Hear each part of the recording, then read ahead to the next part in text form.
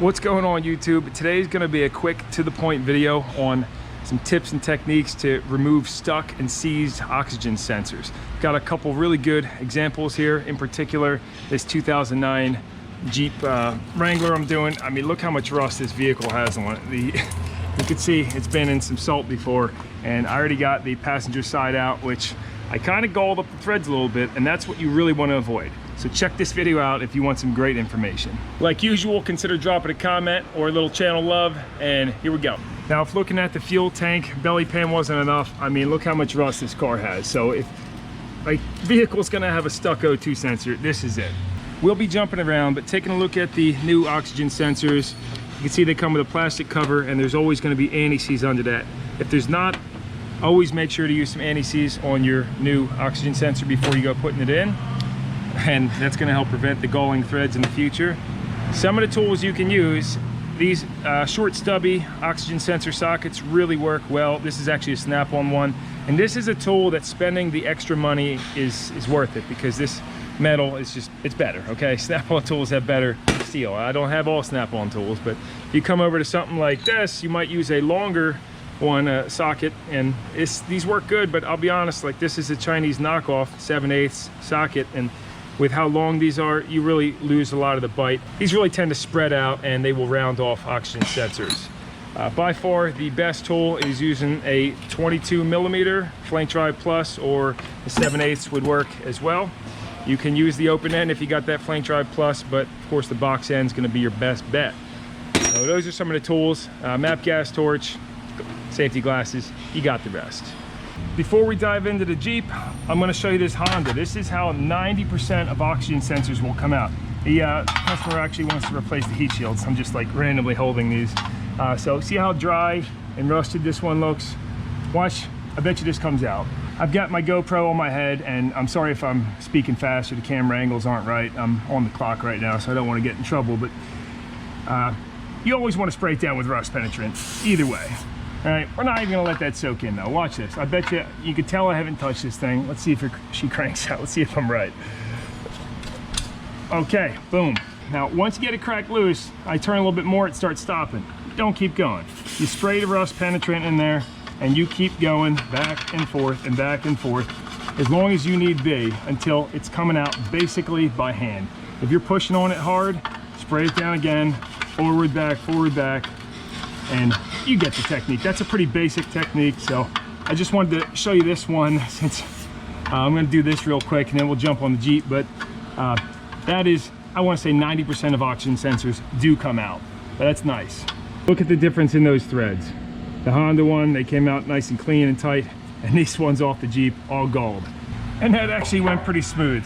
I think this is the first time in 10 years I've had somebody come in with a factory OEM heat shield and request to put it on. Okay, and with the Honda gone, we can move back to the Jeep. Can't all be Hondas, right?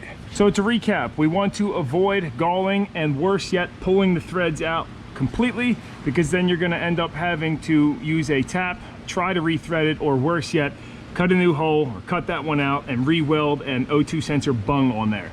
That's the worst case. First of all, if you're replacing it, you can cut the wires off to make things a little nicer.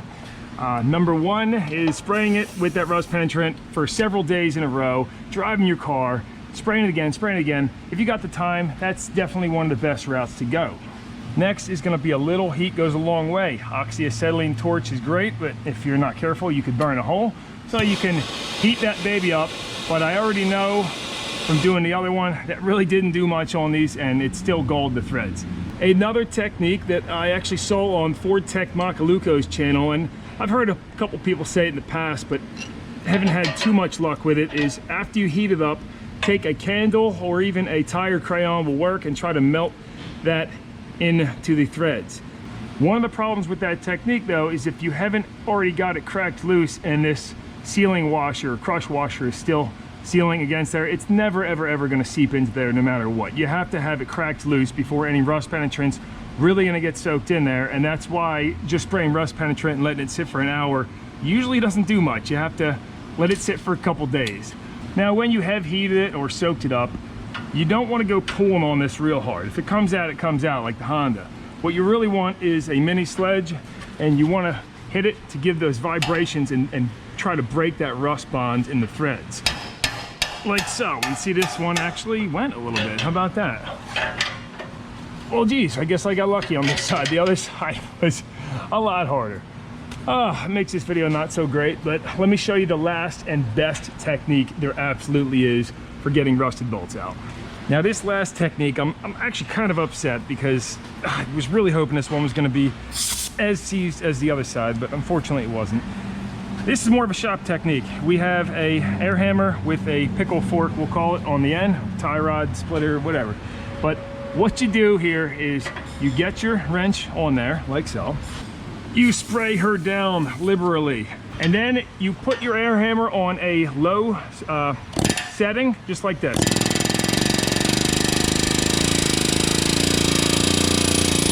And what that does, those ultrasonic vibrations really help that rust penetrant to soak into those threads. And I've had some of the most seized bolts you've ever seen in your entire life. Sorry if I sound like a weirdo right now, but I've had some really seized bolts, and that technique works pretty much every time. It even works good for scenarios like before you go cranking this nut off at the lower ball joint, you spray it down with rust penetrant and then you hit it. And that rust penetrant will really soak in there. Look how much rust came off of that. Just doing that. Wow. Well, that's one good way to clean rust off your car too, huh? Better clean it off the wheels before it gets in the brakes, causes noises. A quick note about when you're using heat to remove O2 sensors. You want to try to focus the heat on the bung, the thick part of the exhaust. Not here, you'll burn a hole through if you're using the oxyacetylene, but you want to focus the heat on the bung and this hexagon. Try not to get too much heat in the O2 sensor. And generally, if you have to use a torch, you're going to definitely want to replace the O2 sensor, because when you heat this up, there's electronics inside of this, obviously silicone and all that kind of good stuff. So do not reuse it if you heat it. More than likely, it's gonna be toast. You might be thinking right now, well, hey, if you're so good with all these techniques, why did you gall the threads on the passenger side? And the answer is, I was in a rush because I wanted to get out of here, and I pulled a real rookie move. Sometimes you do that. I thought little bit of heat and it felt like it was going, went back and forth with some rust penetrant, but I still galled up those threads because I was rushing. So if you do not rushing, right? So if you do gall the threads, you really don't want to get a tap to chase those before you go jamming a new oxygen sensor in there. Otherwise, you're gonna get it seized in there again and then destroy the threads completely. So if you gall them, make sure to chase it with a tap or a thread chaser and lube that up before you run her in. And that thread chaser ran in there pretty clean. Well, it's gonna be fixed and ready to throw the new O2 sensor in there. Like I said, before you run it, you need lube on it. I happen to put anti-seize. That's not a great cutting lubricant, but it works. So unfortunately, this didn't come out exactly the way I wanted it to, but what are you gonna do? Try it anyway. So hopefully those angles came out okay wearing the GoPro on my head. I tried to show you all the techniques that I really know of or have heard of and tried. So if you know any other ones, make sure to plug those in down below as a comment or drop me some feedback. Give me a thumbs up, suggestion for another video, any of that kind of stuff.